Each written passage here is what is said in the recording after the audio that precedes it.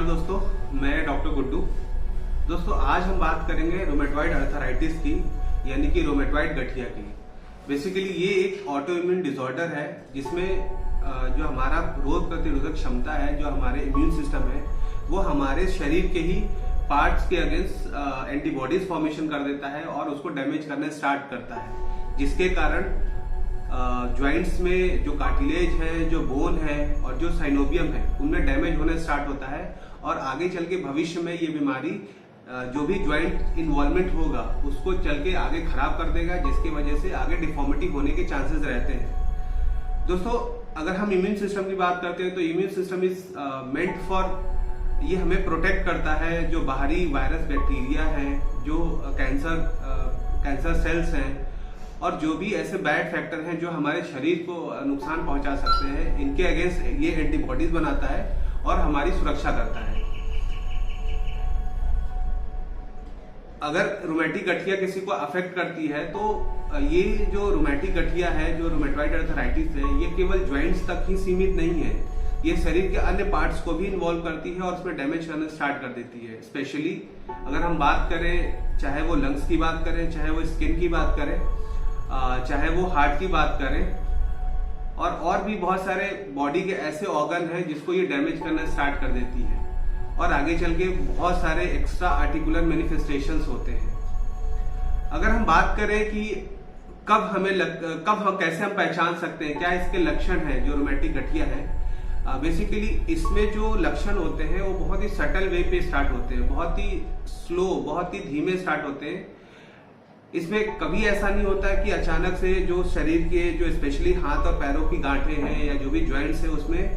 भयंकर सूजन हो जाए या दर्द हो जाए। मतलब ये ओवरनाइट होने वाली बीमारी नहीं है।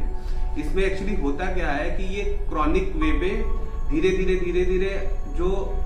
जॉइंट्स है उसके अंदर सूजन करता है, उनके अंदर जो है धीरे धीरे उसको डैमेज करता है और लॉन्ग टर्म में चल के जो डिफॉर्मिटी प्रोड्यूस करता है। इसमें बेसिकली जितने भी पेशेंट आते हैं उनका जो एज ग्रुप होता है अराउंड 25 से 55 की जो है प्रेवलेंस ज्यादा है इस एज ग्रुप की। ज्यादातर पेशेंट ये बताते हैं कि उनको शरीर की गांठों में, जॉइंट्स में जकड़न सी रहती है, दर्द भी रहता है और कुछ और जो कॉन्स्टिट्यूशनल सिम्टम्स होते हैं जैसे फटीग रहना, बहुत ज्यादा थकावट होना, कमजोरी होना, लो ग्रेड फीवर आना, भूख ना लगना, लंबे समय तक वो इससे ग्रसित रहते हैं।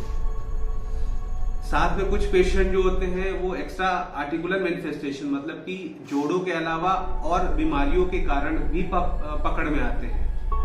अगर हम इसकी डायग्नोसिस की बात करें कि हम इसको कैसे पहचान सकते हैं, तो बेसिकली जब भी हमारे को कोई ऐसा पेशेंट आता है, स्पेशली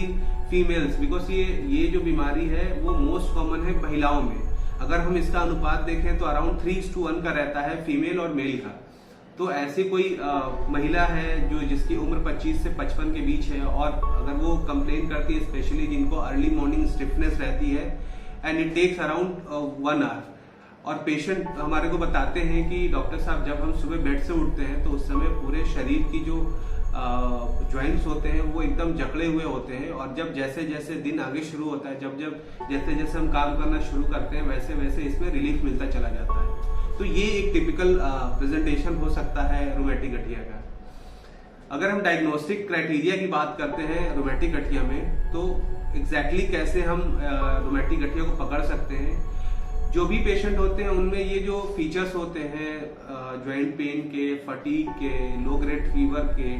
कि इनकी जो ड्यूरेशन होती है, ड्यूरेशन ऑफ सिम्टम्स जो है वो मोर देन 6 मंथ होना चाहिए। अगर हम बात करते हैं नंबर ऑफ ज्वाइंट्स इन्वॉल्वमेंट का, क्योंकि जो रोमेटिक गठिया है मेनली ये इन्वॉल्व करता है small to medium joint size के ज्वाइंट्स को, स्पेशली जो हाथ के ज्वाइंट्स हैं, जो पैरों के फिंगर्स के ज्वाइंट्स हैं, उनमें पेन होना स्टार्ट होता है और पेशेंट को फिस्ट बांधने में यानी मुट्ठी बांधने में बहुत ही तकलीफ होती है। तो इसमें ये भी डिपेंड करता है कि कौन सा ज्वाइंट इन्वॉल्व है। अगर ये स्मॉल ज्वाइंट्स अगर इन्वॉल्व होते हैं, मोर देन 10 होते हैं संख्या में, तो इसकी प्रोबेबिलिटी बहुत ज्यादा बढ़ जाती है। साथ में अगर हम ब्लड इन्वेस्टिगेशंस की बात करें, अगर हम सीरोलॉजी की बात करें, तो उसमें सबसे इंपॉर्टेंट जो टेस्ट है दैट इज एंटी-CCP टेस्ट बोलते हैं, जिसको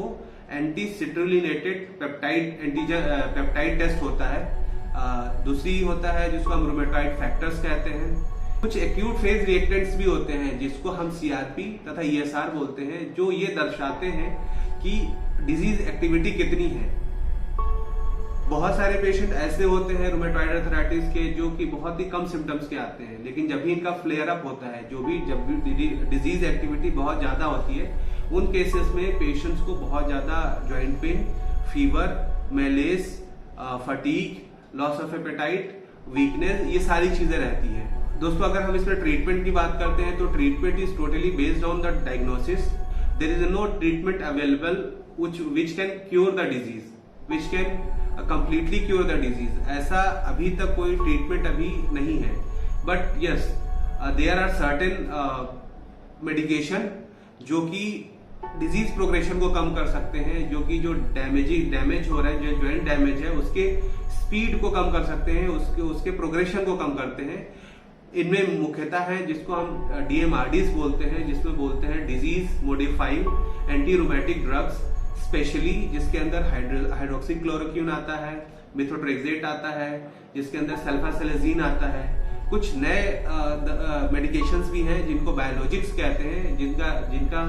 जिनका रिस्पांस बहुत ही अच्छा देखा गया है। और ये जो मेडिकेशन है ये डिपेंड करता है कि किस पेशेंट को है, बिकॉज ये सारे मेडिकेशन है ये लॉन्ग टर्म में काफी साइड इफेक्ट करते हैं, तो हमें देते वक्त ये ध्यान देना होता है कि पेशेंट प्रोफाइल क्या है। दोस्तों, अगर हम ट्रीटमेंट की बात करते हैं, अगर हम रूमेटॉइड आर्थराइटिस के ट्रीटमेंट की बात करते हैं, तो there is no specific treatment for rheumatoid arthritis that gonna be cure the disease, but yes कुछ मेडिकेशंस हैं जो डिजीज के प्रोग्रेशन को, जो ज्वाइंट डैमेज की स्पीड को कम कर सकते हैं, और जिससे सिम्टम्स में भी बहुत इंप्रूवमेंट मिलता है, प्लस लॉन्ग टर्म बेनिफिट भी रहता है। अगर हम इसके ट्रीटमेंट की बात करें तो मुख्यतः इसमें जो ट्रीटमेंट है जिसको हम DMRDs बोलते हैं, मतलब डिजीज मॉडिफाइंग